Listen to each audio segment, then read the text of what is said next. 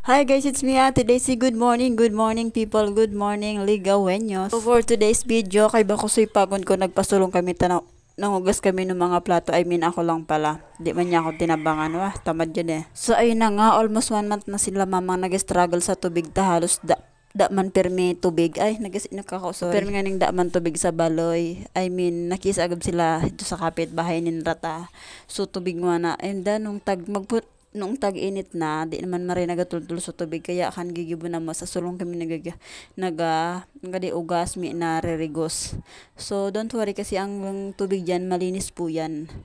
So minsan nagiging ano siya, kasi pag may nagbabako sa taas, naghahakot ng mga graba at saka boulder at saka yung mga buhangin, pero malinis po yan. Halos lahat ng dito sa amin dyan naliligo, naglalaba at naghuhugas ng kanilang mga plato. Syempre nag-iigib din sila dyan minsan pang banyo, kanya na.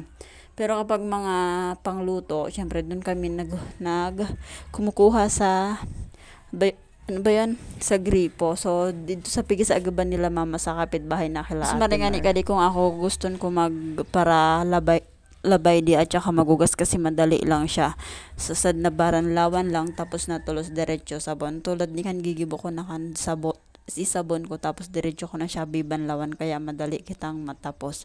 So bali natatambakan ugasan ta no buwas kaan tapos ay numod to kaan. So syempre bago magali ipan inugasan ko na muna siya para di na si mama na naman kaya ni kan kina magugas. Sorry guys, nagasin talaga. Hindi talaga sa bulod ken kay puan dapat may gasika. Balik kay ba ko nga niyan so ipagngod ko tapos nagsunod man yan sa mga pamangkin kong duwa ta si mama da man nagali siya. Lipistaan nga na ito sa luyong barangay, so katakay namang barangay sabi na noon, kaya nagito si mama kay baso asawa niya may isubarkada niyang tagaluwas, inagda siya. So bali every year man si ride tong nagaluto, nagahiwa iiwa sinara kung ano basta nagitabang sinara, tapos paguli ni nara titaon sinara ang pagkan, I mean so panira baga, siyempre nagtabang tapos pinatabang man talaga sinara, inda kung uno kan gigibo ni nara hindi ko warang basta ram po na itabang sinara. Bali nagalingan sa mama, tapos kami sa nakanatira iyan hiatid ko nga ni kinta na kaso di naman nagbatad ta sudwang sa diet nagiparabukod. So syempre madalas di sa sulong na kadi nagibanlaw na sanay di si mama, tas washing machine kaya ito sa bali di makatumadara di. So minsan pag so tinipon niyang tubig, syempre pag nagtipon sinarang tubig amo nakatusog gigamit niya ning pangsabon sa mga bado. Tapos itinasa na siya nagibanlaw para madalian kan baranlaw. Tapos pagabot naman sa balay, pagka man marang init maray, sa kanya ano ka de, pigi banlawan ni de, dryer niya, palan. So pagkatapos ko nga ni ide magsabon ka di mga plato, si idilin na mo na pinasabi ko ulatan niya nakalitangan ako aning daan ako darawon, taso dua pati nagsunod. So pinabitbit ko na sa niya. Tapos nagrigos naman ako. Ayun, pakinggan nyo muna ang naririnig kong buhos ng tubig. Sobrang sarap sa tenga at saka talagang sinisinok ako ngayon. Move forward muna tayo, wag muna mag voice over.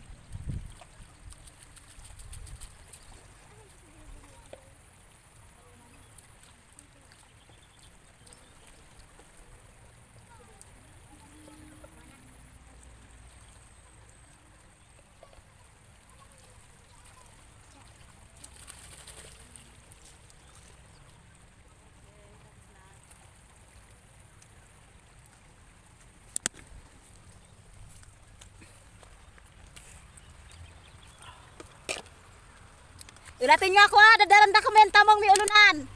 Yan ka mamaturo ka. Di maguli di maguli.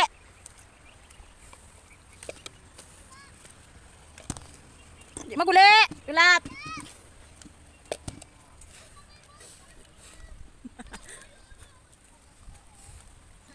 Dua. So ayun na nga, pagkatapos kong maligo, diretso na ako sa taas, pinasunod ko na yun lang yung dalawa kasi sobrang kulit, ayaw pa niyan umuwi. Pag hindi ako mauna, hindi yan susunod sa akin kasi nga naglalaro sila. Gusto pa nikan magparaamon-amon na yun at ng apo na maguli pa ako. So I love for today's video guys. Bye bye, thank you for watching.